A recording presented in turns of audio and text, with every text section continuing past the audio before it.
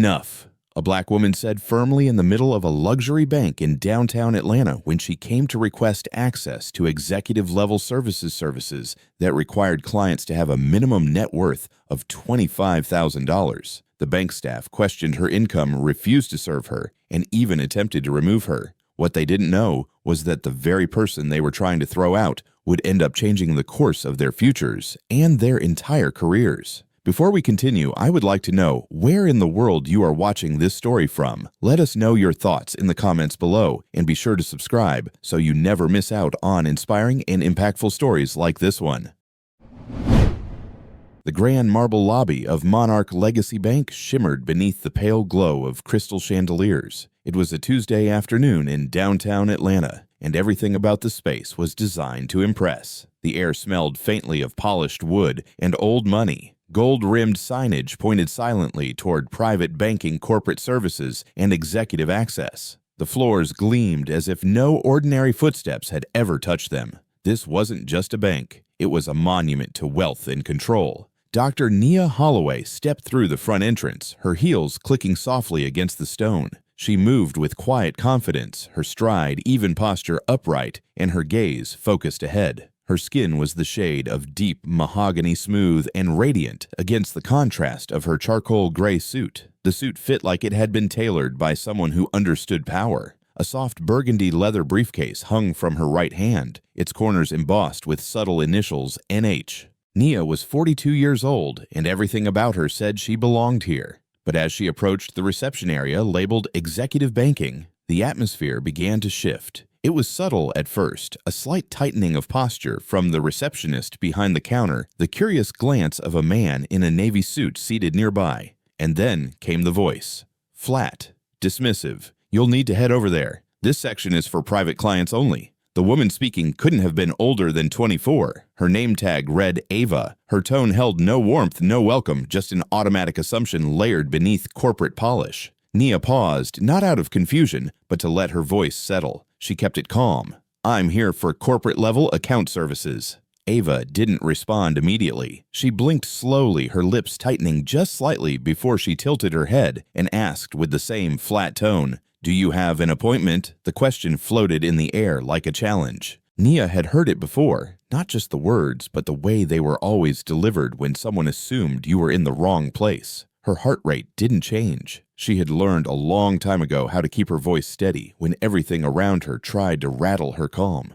Before she could respond, a man emerged from the glass office to the left. He wore a tailored suit in slate blue, his tie knotted just a bit too tight. His skin was pale hair, slicked back with precision, and his stride had the assertiveness of someone used to being deferred to. Connor West, assistant branch manager, 38 years old, graduate of Emory Business School, and by the look in his eyes, someone who didn't expect to be questioned. He sized Nia up in less than 2 seconds. Is there a problem here? He asked Ava loud enough that 2 people in the customer lounge turned their heads. She's asking for executive services, Ava said quickly, as if the words were dangerous to say. Connor turned to Nia. His smile was tight, rehearsed. Ma'am, this section is restricted to clients with verified net assets exceeding $250,000. We also follow strict protocols for high-level financial requests. I'm sure you understand. Nia didn't blink. I do. Well then, he continued, arms crossed loosely across his chest. I have to ask, are you sure you're in the right place? There it was. Not the words themselves, but the implication. Are you sure you're supposed to be here? Are you sure this isn't above your level? Nia's chest felt tight, but not with panic, with restraint. She had walked through dozens of high-security boardrooms, had negotiated contracts worth millions, had counseled senators on economic policy. But nothing stung more than the way this man looked at her now, as if the very idea of her being a qualified client was unthinkable. Her voice was calm, controlled. I am. Connor's smile disappeared. His posture stiffened. We'll need verification, he said, the tone sharper now. For clients seeking access to executive services, we're required to confirm not just account eligibility, but also the source and legitimacy of the income involved. Legitimacy. That word hung heavier than all the chandeliers in the room combined. Behind Nia, the subtle sounds of fingers tapping on smartphones had begun. She noticed someone lifting a phone pretending to check messages but really recording. Others watched through the corners of their eyes. Connor didn't lower his voice. If anything, he seemed to grow more performative with each word. "Our protocols are in place to prevent misuse of premium financial instruments," he said. "You'd be surprised how many people try to exploit access they haven't earned." Nia inhaled slowly. Her heart beat once, twice slowly. The briefcase in her hand felt a little heavier. She hadn't said anything yet because she didn't want to, because she shouldn't have to. But she could feel it now, hot, low, silent, something like fury, coiled and patient, resting just beneath her ribs. She looked at Ava. Ava refused eye contact. She looked back at Connor. "What exactly are you assuming I'm here to exploit?" she asked, her voice low, steady, and impossible to ignore. Connor blinked. His smile returned, but it was thinner now. "I didn't say anything about assumptions, ma'am. I'm just following the rules." "No, you're not," Nia thought. "You're following your instincts. And your instincts say I don't belong." Around them, the marble lobby was silent, except for the faint clicks of hidden phones and the air conditioner humming overhead. Nia could feel eyes on her, curious, skeptical, a few sympathetic. But no one spoke. No one stepped forward. She was alone.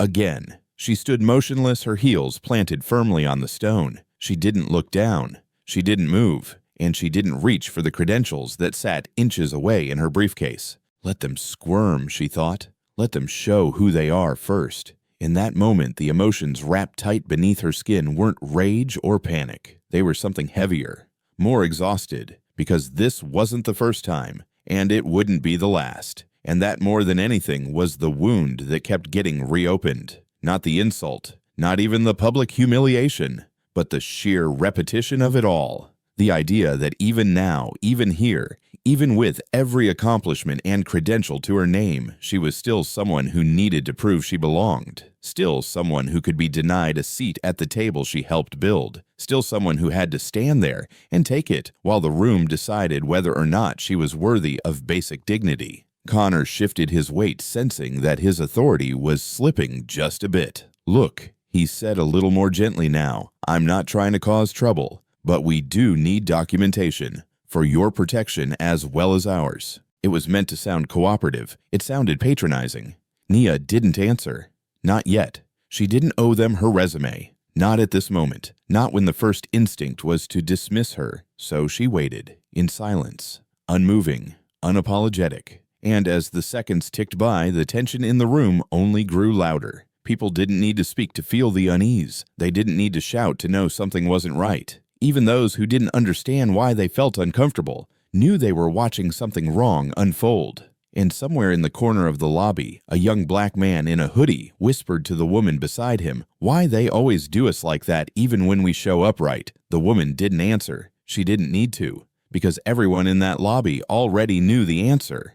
And the truth was this: no matter how successful you are, no matter what titles follow your name, if your skin is dark, you still walk into rooms like this and wait to be questioned. And that's the weight Nia carried with her, not just into that lobby, but through every space that claimed to be professional, exclusive, or elite. She stood there not to prove her place, but to let them reveal who they were without her help.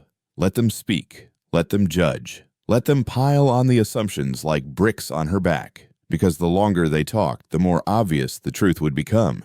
That this wasn't about protocol. It was about prejudice. And she was done carrying their doubt for them. She stood still and waited. Jade was seated at one of the small cafe tables near the reception lounge, sipping her iced chai and half watching a webinar replay on her laptop. She worked in digital marketing for a software startup across the street and often came to Monarch Legacy Bank during her lunch break, just to enjoy the free Wi-Fi and quiet luxury. That afternoon, though, the atmosphere wasn't quiet. It was charged. She looked up when she heard the voice of the tall black woman in the tailored gray suit, the tension in her tone, the dismissiveness from the man in the blue suit, and the sheer stillness in the woman's posture. Something was off. Jade blinked, reached slowly for her phone, and hit live on her Instagram app. She didn't know why she did it, instinct maybe. She just knew she'd seen moments like this before, only after they were too late to document. She angled her phone casually low against her drink and let the camera roll. Across the room, Connor West hadn't noticed the phone. He was too focused on keeping control of the situation or the illusion of it. His voice dropped slightly as he leaned toward Nia. "We'll need to verify the origin of your funds," he said. "Executive services require a legitimate source of income. It's just policy." The word legitimate landed like a slap. Nia's jaw tightened. Her fingers clenched briefly around the handle of her briefcase. She didn't speak. Not yet. Connor continued gesturing as if he were being patient, as if he were explaining something to someone unfamiliar with how banks worked. People attempt to use our premium channels for all sorts of questionable purposes. Shell accounts, untraceable assets, wire fraud. You'd be surprised. Nia exhaled slowly through her nose. "Are you suggesting that I'm involved in fraud?" Connor didn't answer directly. "I'm simply explaining our compliance standards." Behind him, Ava glanced over, but said nothing. Her arms were folded now, and she shifted her weight awkwardly. Jade's phone screen showed 37 viewers and climbing, and then from the far left of the seating area, a voice interrupted the steady thrum of embarrassment. "Excuse me," said the older woman with silver curls tucked beneath a cream-colored hat. She sat with a leather-bound checkbook on her lap, hands folded, eyes sharp. "That woman hasn't done anything wrong. She's asked for service, not a background check." Connor didn't turn around. "I appreciate your concern, ma'am," he said without looking, "but this is a private matter."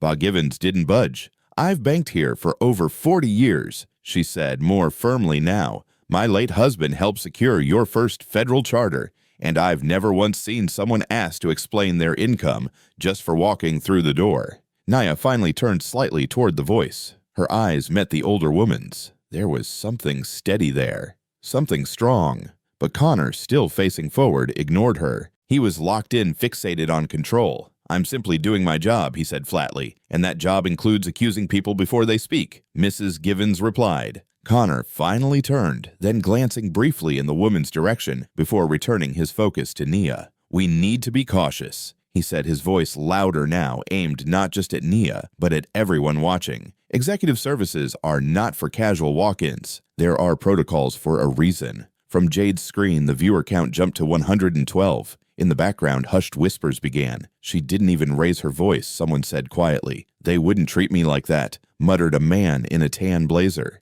They saw a black woman in a power suit and assumed she was lying. Someone else added their voice, just loud enough to be picked up on the live stream. Nia heard it all. Every comment, every breath. She had learned over the years to separate the noise from the purpose, but today the noise felt personal. It wasn't just ignorance, it was a public stripping of dignity masked in polite tones and policy jargon. She looked down briefly, then back up. "I came here to access corporate services," she said, her voice unwavering, "not to justify my existence." Connor said nothing. Ava looked away. Mrs. Givens cleared her throat, the only one still willing to stand up. "This is shameful," she said. "Absolutely shameful." Connor took a step back. His expression shifted slightly, unsure now. "Ma'am," he said, addressing Nia again, "if you cannot provide proof of your account status and income source within the next few minutes, I'll have to ask security to escort you out. I'm sorry, but we cannot compromise the integrity of our executive division." Jade's stream hit 221. Nia didn't move. She felt the heat rising in her chest, the years of restraint pressing against the walls of her ribs. She thought of the boardroom upstairs, of the hours she had poured into strategic planning, into policy design, of how many times she had walked past the very compliance memo Connor was now twisting against her. And she thought, this is exactly how they expect me to break. But I won't. Behind her, a man whispered, "Why isn't anyone stopping this?" A woman answered, "Because it happens all the time. Just not this publicly." Jade's fingers trembled slightly on her phone, but she didn't stop recording. The comments were flying. "This is insane. She's being profiled. Keep the camera rolling. I don't even know her, but I'm so angry right now." Mrs. Givens stood up slowly from her chair. Her voice was steady. "Young man," she said to Connor, "you're making a mistake. And one day, you're going to regret this moment." Connor opened his mouth to respond, but Jade's phone chimed. The stream had reached 500 live viewers. The tide had turned. And even though Nia hadn't raised her voice once, the truth of what was happening couldn't be hidden anymore. She looked at Connor one last time. "You said I have a few minutes," she said. "Let's see what you do with them." Because now the cameras weren't in his control. Now the bank wasn't managing the narrative. Now the world was watching. Connor looked down at the time on his phone, then glanced toward the two security guards stationed near the side hallway. Both men wore dark blue jackets with the bank's crest embroidered neatly on the chest. Their arms were folded, their faces unreadable, but they understood what was coming. The silence in the lobby had grown dense, almost physical. People weren't just watching, now they were listening, holding their breath. Even Jade's live stream had fallen quiet comments, slowing to a crawl as her phone microphone picked up the tension vibrating off every marble tile. Connor cleared his throat. "You have 60 seconds, ma'am," he said, voice loud, overly measured. "If you can't provide documentation, I'm instructing security to remove you." Nia remained still. Her back was straight, shoulders squared. She said nothing. 50, he continued. 40. He wasn't rushing through the countdown. He wanted every second to linger in the air to perform his authority like a badge he had earned. 30. Nia glanced slowly around the room. No one moved, no one spoke. They all waited for her to either comply or be taken out. She could feel the heat rising again, not from rage, but from humiliation, the kind that simmers deep beneath your skin when you know you're being put on display, judged not by what you've done, but by what you look like. 20. Connor gestured toward the guards. They straightened, stepping forward. Their shoes echoed across the stone like drums leading to a verdict. One of them, the older of the two, made eye contact with Nia. He hesitated. His posture stiffened, not because he didn't know what to do, but because part of him wasn't sure if he should be doing it. 10, Connor said. 9. 8. Nia's fingers tightened slightly around the handle of her briefcase. She turned her head just enough to see the tall windows framing the lobby entrance. Outside, the sun was still shining. People passed by with coffees in hand, smiling, unaware that inside this building, dignity was being auctioned off in real time. 7, 6, 5. Nia stepped once slowly toward the guards. Her heels tapped the floor like punctuation marks, each one louder than the last. She didn't say a word. The guards moved with her, flanking her sides. No one had touched her. Not yet. As they reached the center of the lobby, just a few feet from the main exit, Nia stopped. Then she turned. Her voice cut through the silence like the first crack of thunder before a storm. Enough. It wasn't shouted. It wasn't whispered. It was delivered with precision, clear, unwavering, deliberate. It echoed through the high ceilings, reached the far corners of the room, and seemed to hold time still. Connor froze. The guards stopped. Even the man in the tan blazer, who had been quietly narrating the situation to his phone, lowered it slightly. "I said enough," Nia repeated. "This ends here." Her voice shook no more than her hands. Her breathing was even. Her face was calm, but not passive. There was something in her expression now that hadn't been there before. Something resolute. "This is not protocol," she said, her eyes locked on Connor. "This is profiling. This is humiliation. This is you deciding I don't belong because I don't look like what you expect." Connor took a half step forward, unsure if he should interrupt. "I didn't." Nia raised her hand. "I wasn't finished." The room stayed silent. Nia looked at the guards. Neither had moved. She turned back to the crowd, now gathering slowly, inching closer. Her voice didn't need to rise. The silence made every word loud. "I walked in here to access services I am more than qualified for. I walked in calmly, professionally. I didn't raise my voice. I didn't break any rules. I didn't demand anything. And in return, I was interrogated, condescended to, and nearly escorted out like a criminal." She paused. "I have followed the rules my entire life. I've worked harder than most. I've earned my degrees, built my reputation, and succeeded in rooms where people like me were never expected to sit." Another pause. "But still, that's not enough. Because every time I walk into places like this, someone decides that I must prove I belong. Someone like you." Connor's eyes darted to the security guards, then to Ava behind the desk, then to the gathering crowd. His lips parted, but no words came. Nia let the silence settle again. Then she looked around. To everyone watching, she said, voice slightly softer, "Ask yourselves, why didn't anyone stop this?" The question wasn't rhetorical. Why is it that you all saw this happen from the first cold glance to the demand for proof, and no one said a word? Jade's hand trembled slightly as she kept the camera steady. Her viewership had crossed 1,000 now. The comment section exploded. "Because we're taught not to interfere," someone in the back said almost involuntarily. Nia turned toward the voice. "And that's the problem," she said. "We've normalized silence in the face of injustice. We've accepted the idea that it's not our business, even when it happens right in front of us." The older security guard took a breath. "I didn't want to," he began. "I know," Nia said gently, but it's not enough to not want to. At some point, you have to choose. Her voice had grown heavier now, but not with anger, with something deeper. Disappointment, exhaustion, resolve. Connor finally found his voice. You're making this into something it's not. No, Nia said, turning to him. I'm naming exactly what it is. The weight of her words silenced him again. Then she stepped forward, not toward the door, but toward the center of the lobby. She didn't raise her voice further. She didn't need to. She had already won this moment not by yelling, not by arguing, but by refusing to shrink. And at that exact moment, the only thing louder than her voice was the guilt settling into the bones of every person who had stood silently while she was judged, because at some point even the quietest people reach their limit, not because they want to cause trouble, but because no one deserves to be humiliated for simply standing in the wrong place with the wrong skin. And sometimes the strongest thing a person can do isn't fight.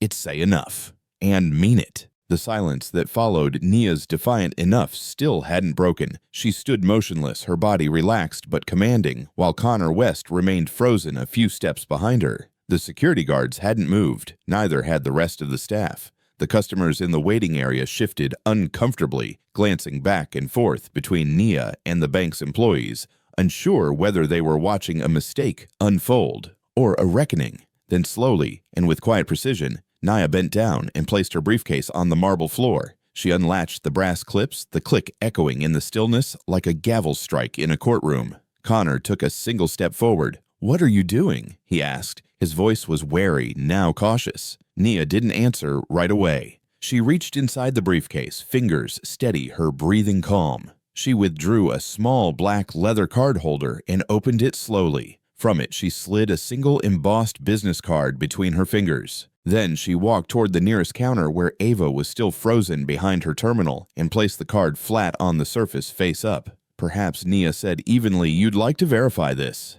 Ava blinked, then leaned forward slightly to read it. Her expression twisted with confusion. She looked up at Nia, then back down, then glanced at Connor. Connor stepped over and snatched the card off the counter. He looked at it once, then again. His lips parted, but nothing came out. His fingers shifted slightly on the card, as if testing its weight, its truth. It read, Dr. Nia Holloway, Chief Executive Officer, Monarch Legacy Bank. He looked up at her, blinking, then laughed a short, clipped laugh that carried no humor. This can't be real. Nia didn't flinch. "You're welcome to call upstairs." Behind them, one of the junior associates, a young man who had stayed quiet the entire time, whispered to a colleague under his breath, "Wait, that's her. That's the CEO." The colleague shook her head slowly, mouth open slightly. Connor scoffed, still holding the card. "You expect me to believe that you're the CEO and you just walked in here like this?" Nia raised an eyebrow. "Like what?" Connor hesitated. His face turned a shade paler.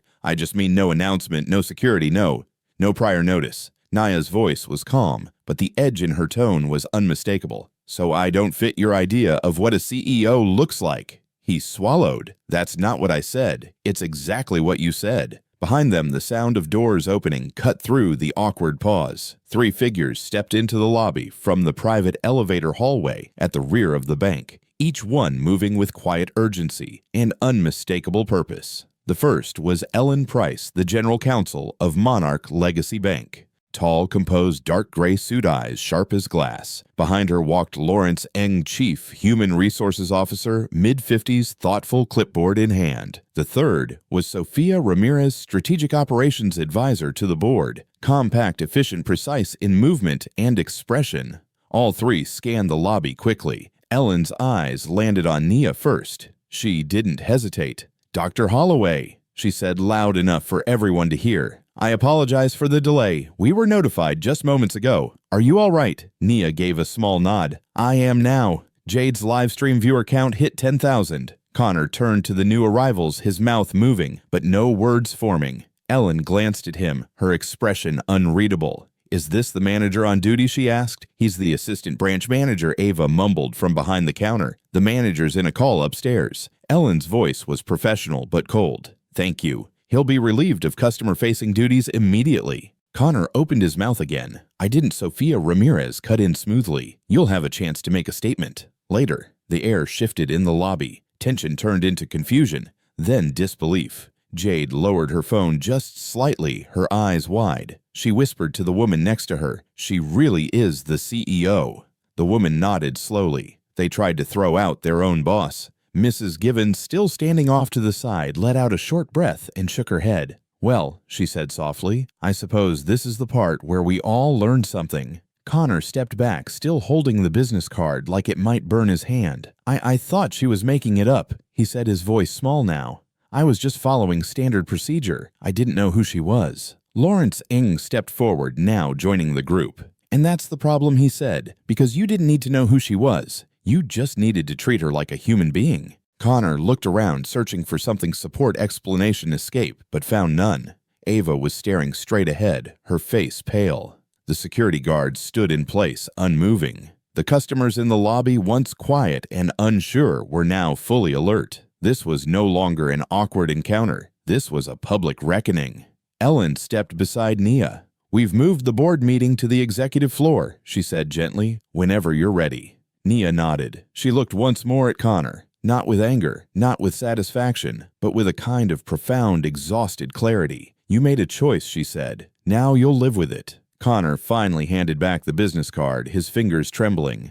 "I didn't mean to offend," he said quietly. "I'm not offended," Nia replied. "I'm accountable. You should try it." She turned toward the elevator hall, with Ellen, Lawrence, and Sophia walking beside her. As she walked away, the lobby buzzed again, but this time not with judgment, with realization and respect, because the woman they tried to dismiss had just reminded them all that appearances mean nothing. And leadership speaks not just from titles, but from how you carry yourself, especially when others try to break you down. Across the marble floor, quiet applause began. It started with one customer, then another. Not loud, not showy, just enough to acknowledge the moment. Jade's stream was still rolling. The comments now flooded with awe. "She's the CEO." They tried to throw out their boss. This just turned into the greatest mic drop in banking history. In a world where too many judge by assumption, Dr. Nia Holloway had just proved something powerful. Never judge someone's worth by how they look. You might be speaking down to the person who signs your paycheck.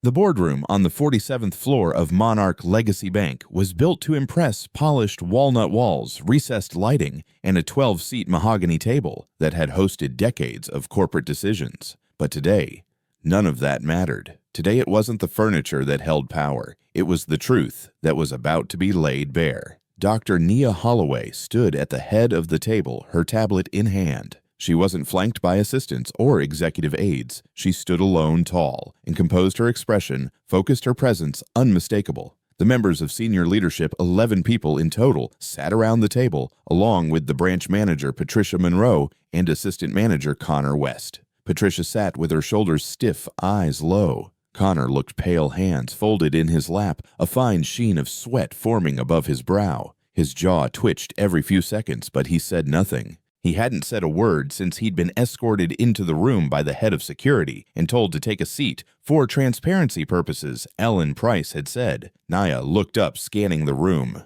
Her voice, when she spoke, was calm and deliberate. "We will begin by reviewing the facts. Not opinions, not perceptions, just facts." She tapped the screen. The lights dimmed slightly, and the wall behind her lit up with the first slide of her presentation. A still frame from the bank's lobby security footage filled the screen, time-stamped crystal clear, unmistakable. It showed her standing in front of Ava's desk, calm, composed. Connor was mid-step, approaching her with a guarded expression. Ava's arms were crossed. The posture of dismissal was frozen in time. The room was quiet. No one needed an explanation. Then the slide changed. It showed a side-by-side comparison, Nia's entrance into the branch and a white male customer entering earlier that morning.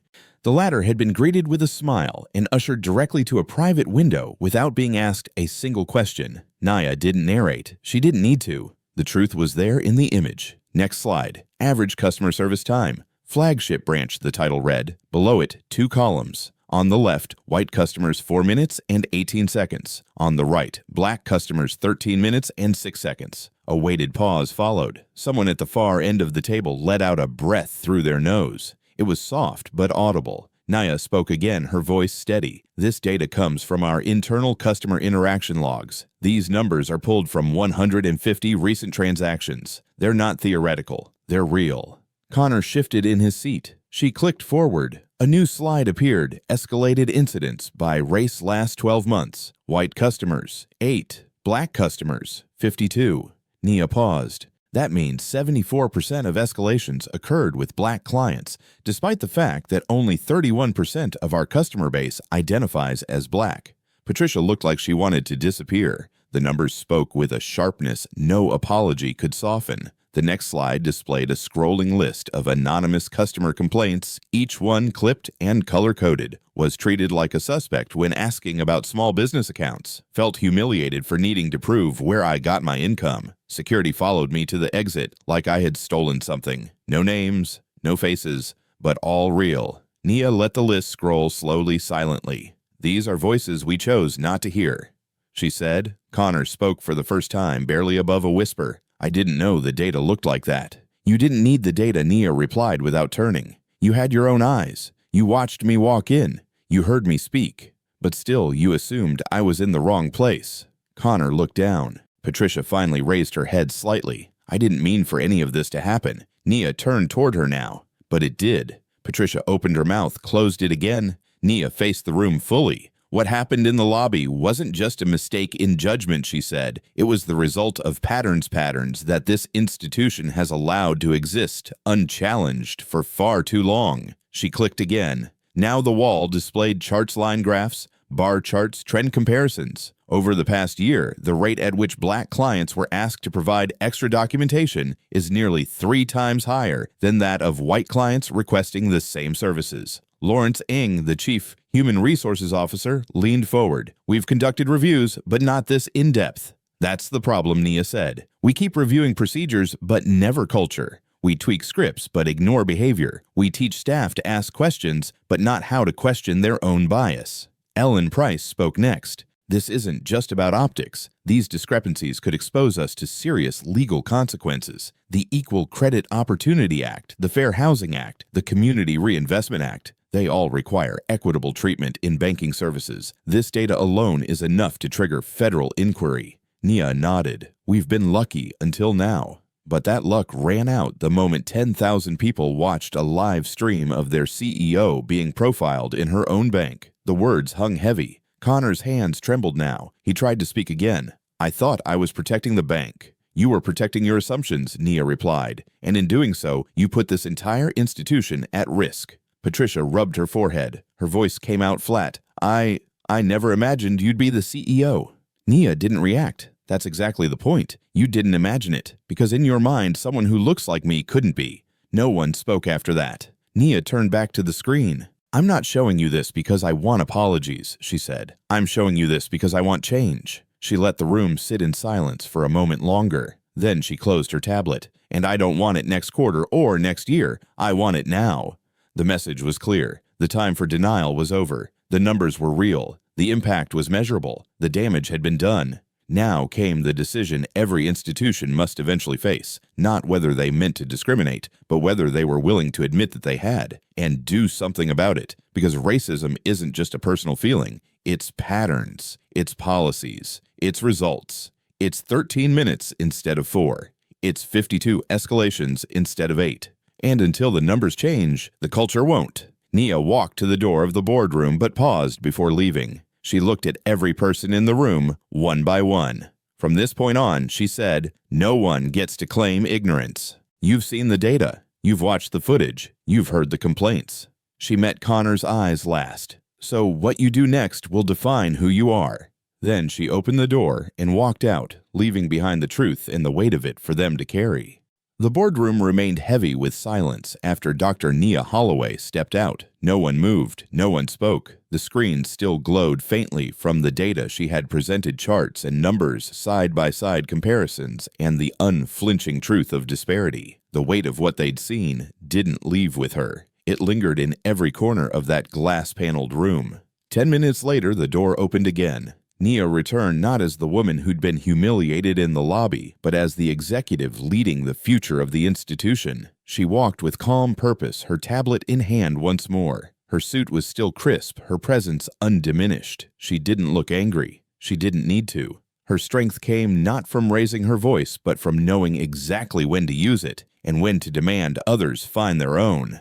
Ellen Price, the general counsel, nodded to her as she sat at the head of the table. "We're ready," Ellen said quietly. Nia glanced around the room. Her eyes met each person. Board Chair Daniel Mercer, Chief HR Officer, Lawrence Eng, Chief Risk Officer, Cynthia Banks, and several longtime board members. Patricia Monroe sat off to the side, eyes forward, but unfocused. Connor West sat still, his hands in his lap, posture slumped, shame still fresh. Naya tapped her tablet. The projector blinked to life again. This time, no charts, no videos. Just 3 simple words appeared on the screen. 3 options, Naya began. Now that we've acknowledged the problem, we must decide how we respond. Not next week. Not during some future audit. Now. She let the sentence hang for a beat. There are 3 possible paths forward, she continued. Each one comes with consequences, but only one leads to the future this institution claims to believe in. She took a breath. Not rushed, measured. Option 1, she said, we minimize. We issue a carefully worded internal memo. We assign private discipline. We say all the right phrases, unfortunate misunderstanding, room for growth, unintentional harm. We let time pass. We wait for people to forget. She looked directly at Daniel Mercer, who shifted in his seat. This is the option that protects the brand in the short term, but it guarantees rot in the long term. She clicked forward. Option 2. We reform superficially. We fire those involved. We mandate a few trainings. We issue a public apology from regional management, and we call it a step in the right direction. She paused, making eye contact with Patricia. This option satisfies public pressure for now. It buys us time, but it does not fix the culture. It pretends the problem is individual, not institutional. Then came the third slide. Option 3. We transform.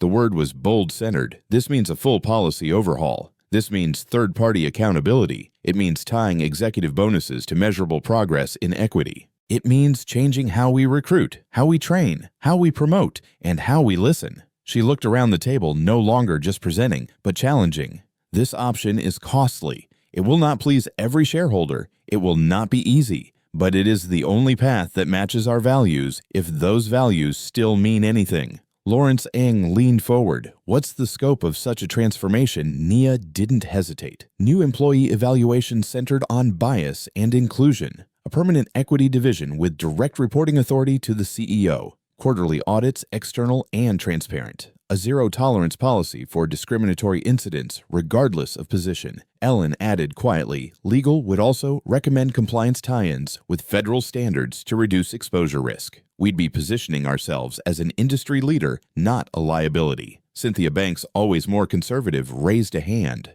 And the cost, Nia swiped to the next screen. Initial rollout $2,400,000. Ongoing annual investment $800,000. She looked at the board again. Or we risk lawsuits, fines, and brand collapse, not to mention irreparable harm to our standing in the community. Daniel Mercer crossed his arms. Do we have models of this working elsewhere? Yes. Nia replied. Several institutions have rebuilt after moments like this, not because they pretended it didn't happen, but because they faced it. Head on. She walked slowly around the table now, giving space for her words to settle. This isn't about punishing individuals. This is about designing a system that no longer produces the same outcomes. Again and again. Patricia's voice broke through for the first time since the meeting began. I never wanted this to happen. I believe that Nia replied. But intent doesn't erase impact. And we can't build a future on apologies. Connor finally spoke, voice barely audible. I thought I was doing what the handbook said. Nia stopped walking. The handbook didn't tell you to assume criminality. The handbook didn't tell you to question my presence. That came from somewhere else. And until we address that, no procedure will save us. She returned to her seat. The room was still quiet, but the energy had shifted. This was no longer a crisis management session. This was a decision point. Cynthia glanced toward Daniel. We can't afford to lose public trust, she said. If we choose anything less than option 3, we'll be signaling that we're willing to protect our image more than our integrity. Daniel nodded slowly. Let's be clear. This isn't about one branch. This is about the entire institution. Nia folded her hands. This is about who we are when no one's watching, and who we become now that everyone is. The room stayed still for a moment longer. Then Daniel leaned forward, his voice quiet but firm. We vote.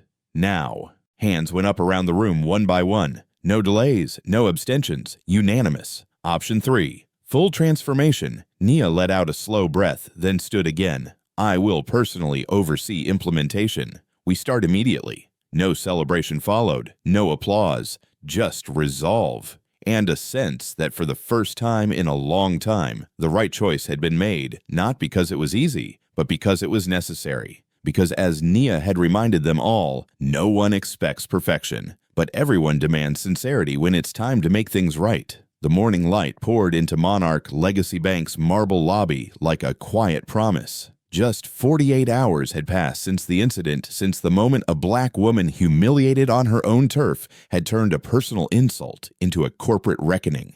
Now the lobby was different. It wasn't just the lighting or the new signage about bias-free service. It was the people. There were new faces, compliance officers stationed discreetly around the room, each one wearing a small pin marked Customer Advocate. They weren't there to police. They were there to witness, to listen, to ensure no one else had to speak the words, "I don't belong here" again. In the center of it all stood Dr. Nia Holloway. Not behind glass, not hidden on an upper floor. She was at the same counter where she'd been dismissed just days earlier, now greeting staff and customers as they entered. Her expression was calm, her tone even, but her presence unmistakable. Next to her stood Ellen Price, General Counsel, who had become a vital part of the bank's recovery effort. "We've launched the Heritage Equity Portal," Ellen said, handing Nia a tablet with the app already open. "Customers and employees can file real-time reports of discriminatory incidents. Each submission is timestamp tracked and responded to within 24 hours. Nia tapped through the interface. It was clean, easy to navigate, and most importantly, transparent. "We're also collecting live customer service data," added Lawrence Ng, approaching with a printout. "Average service time as of this morning is 5 minutes across all demographics. We've already eliminated the gap." He handed her the report. Nia read it slowly. For a moment, she said nothing.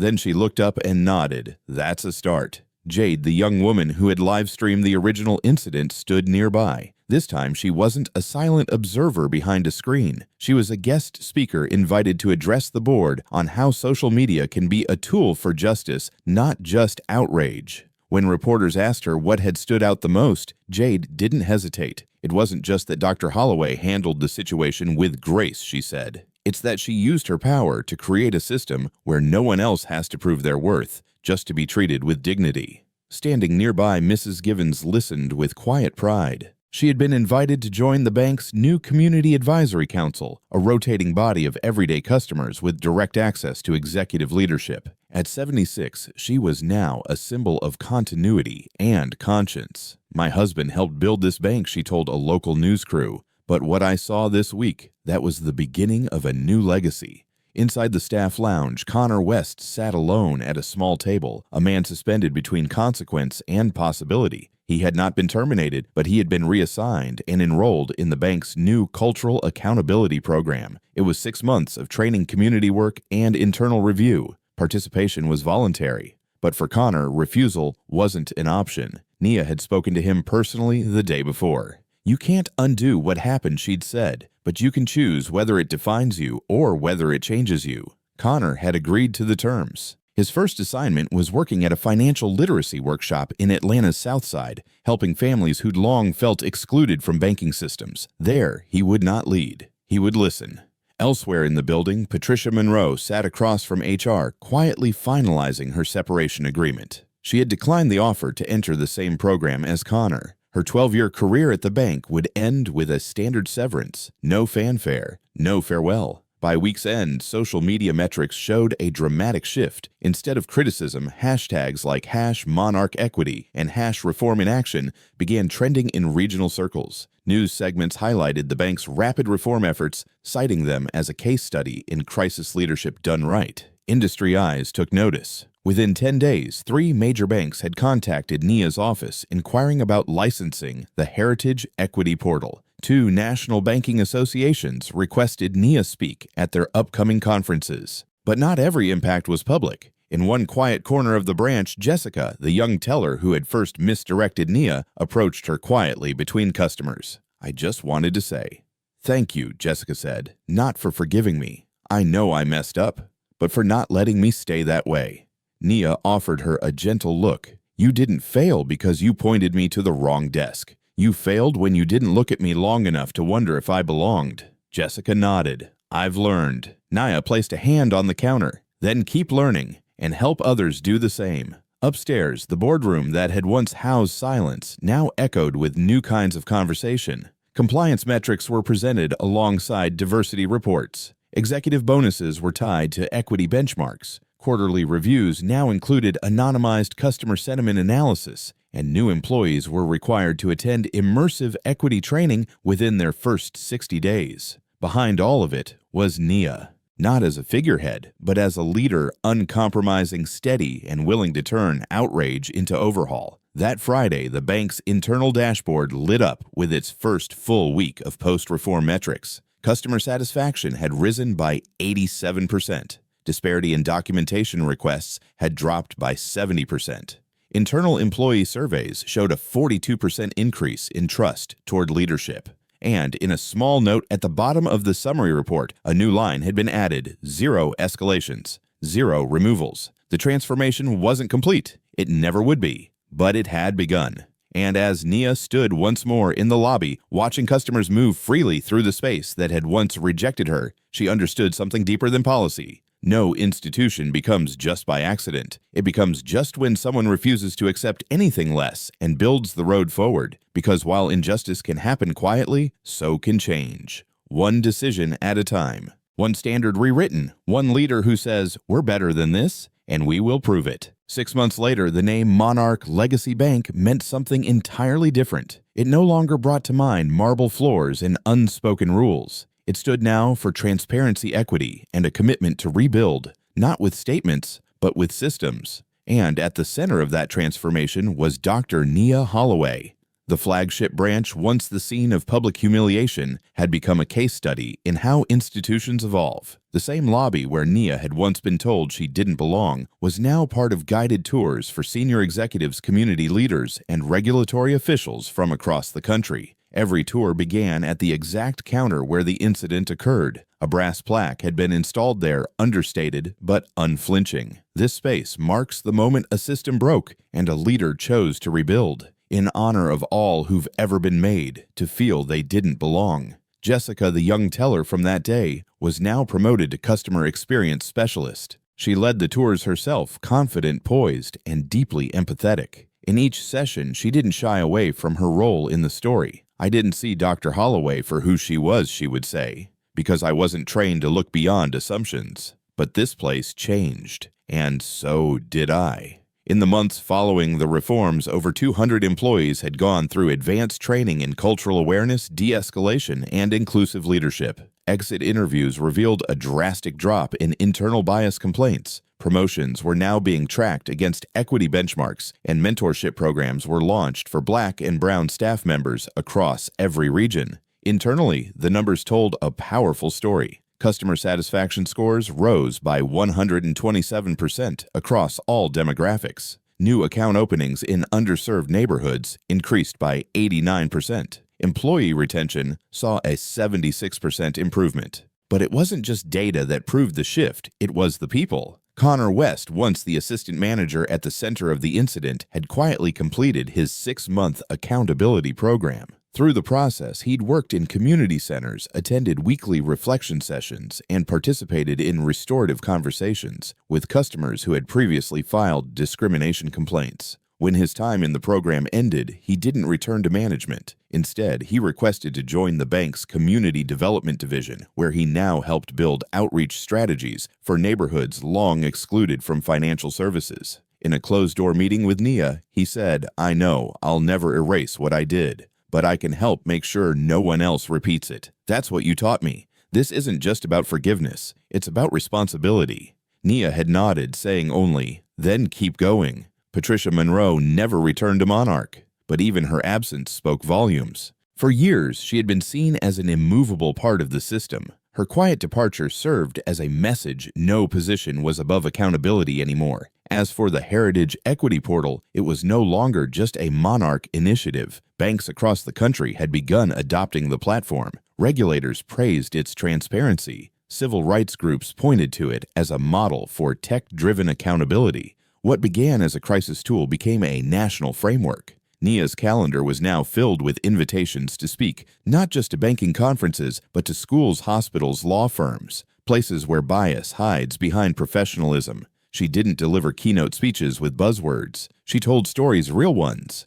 And she always ended the same way. Leadership isn't about perfection. It's about who you choose to be when everything goes wrong. Do you defend the system, or do you become the reason it changes? At home, Nia lived quietly. No bodyguards. No entourage. Just a woman who walked her dog in the same neighborhood she had lived in for over a decade. Her neighbors often stopped her not with praise, but with stories. Like the single mother who opened her first savings account without being asked to explain her job twice. Or the college student who said, "Your video made my professor open a class on race and finance." Or the elderly man who simply said, "You made us visible." One afternoon outside the Southside Branch Misses, Givens met Nia for tea. The sun warmed the sidewalk, and people passed by, smiling, waving, nodding. Mrs. Givens sipped her drink and smiled gently. My husband used to say, "Legacy is what you leave behind when no one's watching." Nia looked at her. "Do you think he'd be proud, oh honey," Mrs. Givens said. "He'd be in that lobby every morning holding the door for customers saying, 'Look at what we've become.'" They both laughed. Inside the branch, Jade stood by the customer service line, now working as a part-time communications consultant. Her social media account had grown to over 800,000 followers, but she still preferred to be on the ground helping people file their own stories, elevating voices that might otherwise be overlooked. She often told new interns, "Don't wait for someone to hand you power. Turn on your phone, point it where no one else is looking, and don't stop recording." 6 months ago, Monarch had been a cautionary tale. Now it was becoming something else. Not a perfect institution, but a possible one. Because transformation doesn't come from slogans. It comes from courage, from systems built in daylight, and from leaders who understand that every policy is personal. As Nia walked through the flagship branch that day, a young girl standing beside her mother turned and asked, "Mom, is she the boss?" Her mother nodded with a smile. "Yes, baby, she's the boss." And for the first time in that lobby, no one questioned it. They just smiled and held the door open. 6 months after the day she said, "Enough," Dr. Nia Holloway stepped onto the stage at the American Bankers Association's annual conference in Miami. The ballroom was grand, filled with over 3,000 industry leaders, executives, regulators, and community advocates. But Nia didn't scan for approval. She didn't need applause. She had stood in far harsher rooms. The screen behind her displayed the title of her talk, From Crisis to Culture Leading Institutional Change in Real Time. She adjusted the mic, took a breath, and began. 6 months ago, I was asked to leave a branch of my own bank. I wasn't shouting. I wasn't causing a scene. I was just standing there while someone decided I didn't belong. The room went still. I could have fired people, closed ranks, released a statement, and moved on. But leadership isn't about reaction. It's about responsibility. And culture doesn't change with a memo. It changes when we stop pretending bias is invisible. She paused, letting her words settle. The truth is, most of our institutions are built to exclude, even when our mission statements say otherwise. But that's not inevitable. It's intentional. And that means we can build something else, something better. When she stepped off stage, the room rose in quiet, unified respect, not just because of what she had said, but because they knew it was earned, lived, proven. That same day, Monarch Legacy Bank was awarded Banking Excellence in Diversity by 3 national organizations. But Nia's focus remained steady. Awards faded. Impact did not. Back in Atlanta, the real work continued. The Heritage Equity app had now processed over 12,000 anonymous interactions with a 97% resolution rate. Financial literacy workshops had expanded to 7 new districts. More than 20 banks across the country had begun adopting Monarch's model, adapting it to their own systems, creating ripple effects in hiring, training, and customer engagement. In Washington, D.C., the Federal Reserve invited Nia to join its Community Advisory Council, the first time in its history that a sitting CEO from a mid-sized bank was chosen based solely on their record of equity reform. But it wasn't just policies that changed. It was the interactions, the daily ones. The kind that never made headlines. A young man in a hoodie walking into a downtown branch and being asked, "How can I help you today?" Not, "Do you have an appointment?" A grandmother opening a business checking account without being asked where she got the funds.